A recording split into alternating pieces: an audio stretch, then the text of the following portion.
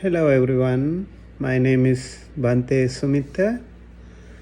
I'm going to see you on Saturday with Vipassana meditation session.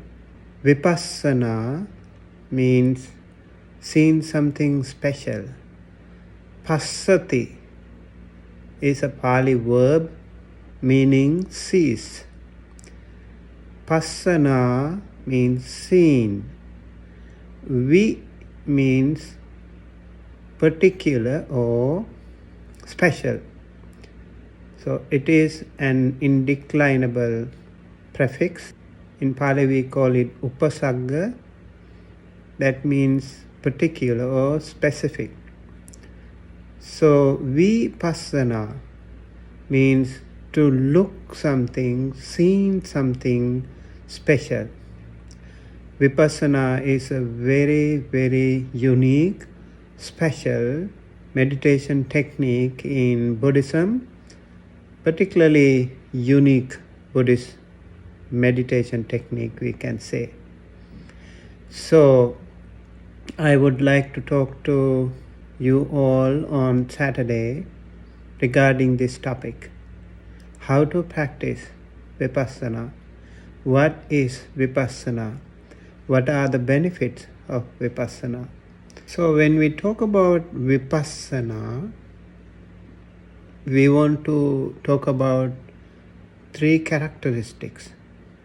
Anicca, impermanence, dukkha, suffering, anatta, no soul, no permanent entity. This is the key factor, key feature in Buddhist Vipassana meditation theory.